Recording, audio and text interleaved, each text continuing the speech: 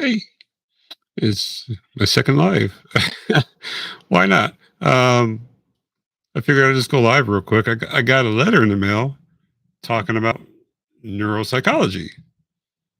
Um, News to me. Never heard of such a thing. Of course, until last year, I never heard of multiple system atrophy too.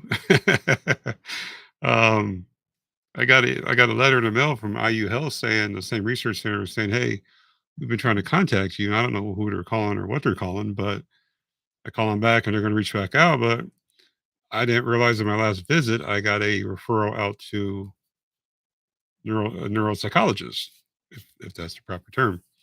And I've been thinking about that for the last hour or two since I got home. Had physical therapy today too for my shoulder that I felt it hurt from MSA. They work this muscle. It's pain. I'll be on the heating pad all night tonight for my shoulder instead of my back. But anyway, we talk about a referral from my doctor for neuropsychology.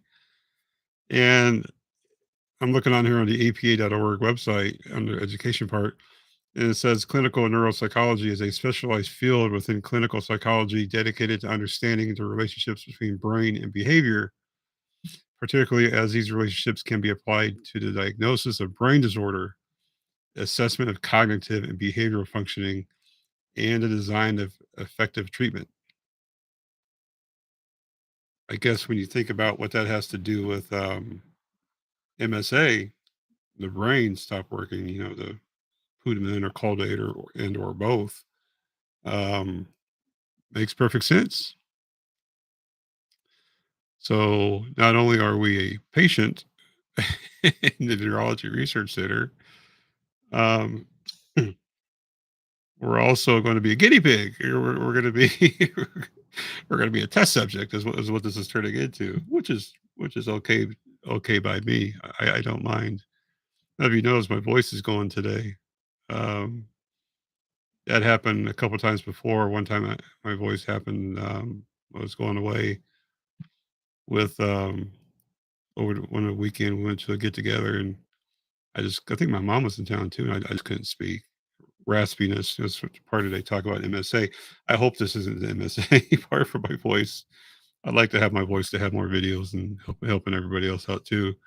I like to speak, right? But that is could be a part of it.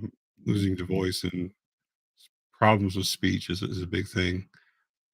They talk about that. I may have a video for that. Man, I have to make a video about that. My voice keeps going like this. Um, so if my voice is raspy, I apologize. It comes with the territory.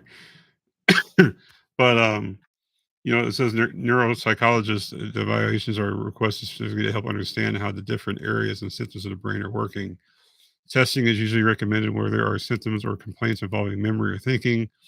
This may be signaled by a change of concentration, organization, reasoning, memory, language, perception, coordination, personality.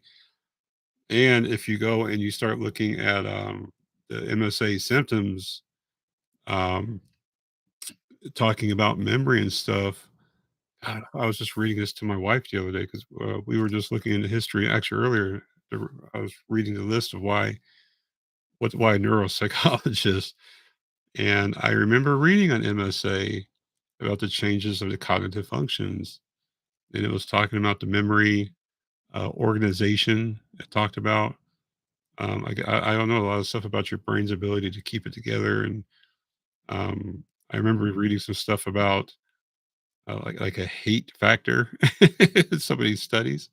So you know, a lot of I guess when you have damage to the brain and or it stops working, I guess it kind of makes sense.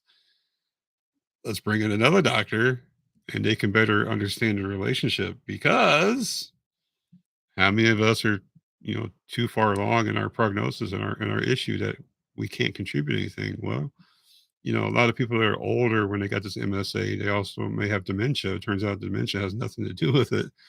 It wasn't even MSA, it was something else, these different clinical studies. So, you know, in my opinion, my neurologist down in IU Health, Cynthia Bodkin, great as ever, is saying, "Hey, while we're at it, let's send you into trial and trial and error. Let's see if we can better understand what's going on up here before it's too late, right? Before MSA gets too far along.